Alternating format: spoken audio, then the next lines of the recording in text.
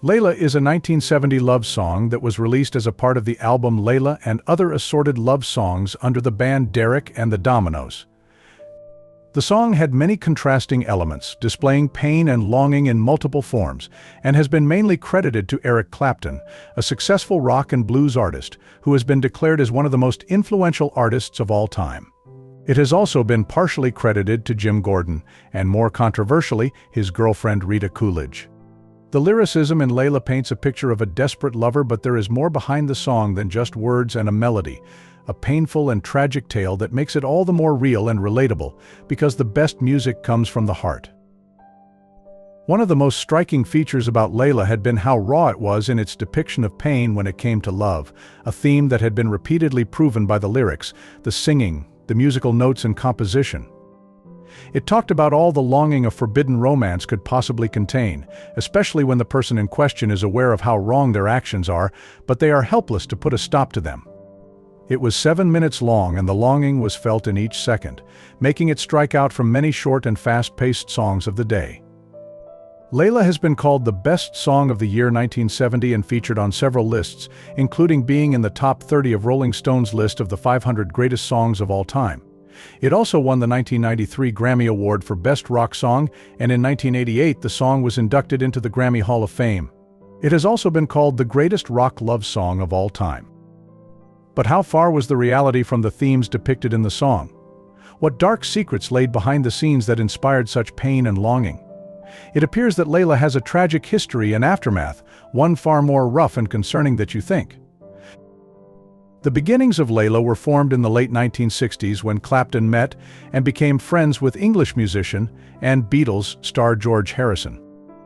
They hit it off professionally and soon began recording and making music together, with Clapton soon becoming a dear friend and frequently visiting Harrison and his wife in Surrey, often living there as a guest. But within this blooming friendship were intentions far more sinister and suspicious on Clapton's end, because unknowing to Harrison he was falling for his friend's wife, model and photographer, Pattie Boyd.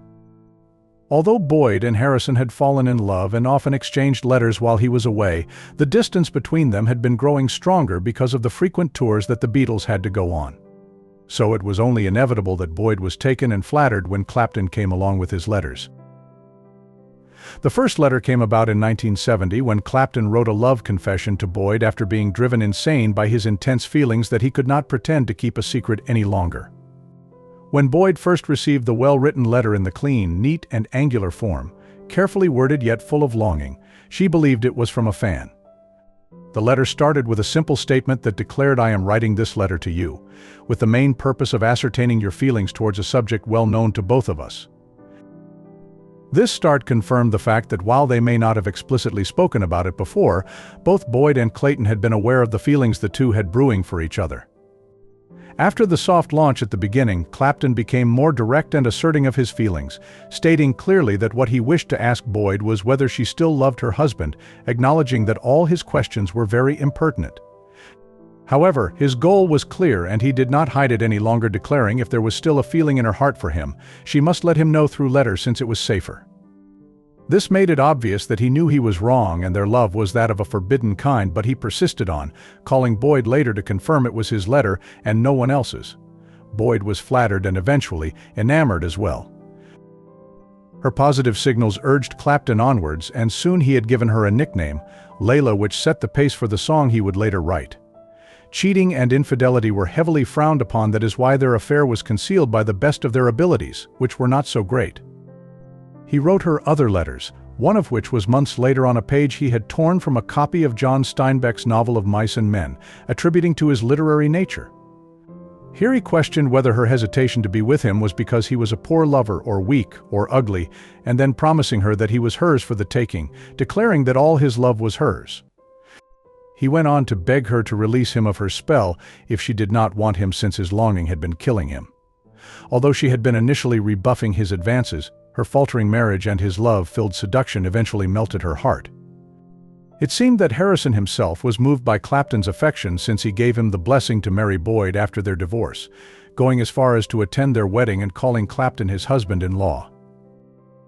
It was also during this time that Clapton had come across the story of Layla and Majnun by the 12th century Persian poet Nizami Ganjavi. a copy of which had been given to him by his friend Ian Dallas, who had been considering converting to Islam. The story had moved him incredibly since he found it so relatable. It told the tale of a man who had been driven insane by his love for a beautiful young girl called Layla, since despite falling deeply and being prepared to do anything for her, he had been unable to marry her since she was already committed to someone else against her will. The story had a tragic ending with Layla passing away and her lover, Majnun, being found dead near her grave where he had carved poetry into a rock. Clapton's love for Boyd and his awe of the story had resulted in the song, where he directly referred to Boyd singing "Please don't say we'll never find a way," or "Tell me all my love's in vain." Boyd had been flattered but worried because she feared her husband would understand what the song meant and who it was for, but fortunately, he had been supportive. However, things did take a dark turn in Boyd and Clapton's story, which did not have a happy ending either. Despite his efforts to woo her and finally getting her hand in marriage, Clapton's love for Boyd turned out to be superficial and flaky. He became addicted to drugs and alcohol, which gave rise to his already short temper and increasingly abusive behavior. In a 1999 interview with the Sunday Times, Clapton admitted to raping Boyd and engaging in serious domestic violence during the course of their marriage, describing himself as a full-blown alcoholic who felt entitled to sex from her. On top of this, their marriage grew more tense when they could not conceive a child despite trying numerous times and even undergoing in vitro fertilization. Clapton soon began to cheat on Boyd, engaging in numerous affairs with younger women and having illegitimate children outside of his marriage with her. Finally, Boyd grew sick and tired of his behavior and filed for divorce in 1989 after a decade of marriage, her last straw being Clapton's confession of impregnating Italian model Lori Del Santo, which utterly devastated Boyd. It appeared Clapton had gone crazy, but not for the reasons anyone could sympathize with. It seems that Clapton's story was not the only tragedy surrounding the song Layla, but his co-producer of the song, Jim Gordon, also had a dark history surrounding the song.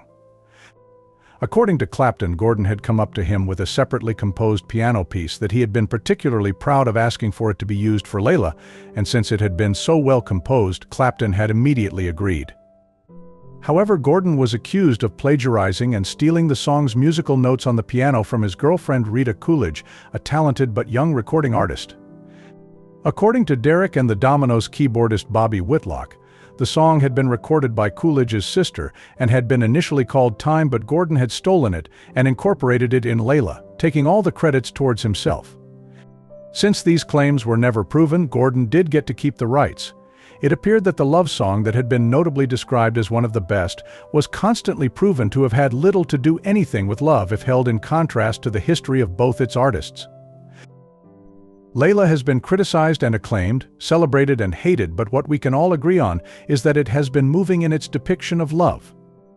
Perhaps it is ironic in a way as well, talking about how one can do anything for love but leaving the horrific aspects that anything can comprise of silent, a great food for thought. What do you think about Layla and its possible interpretations? Tell us in the comments below.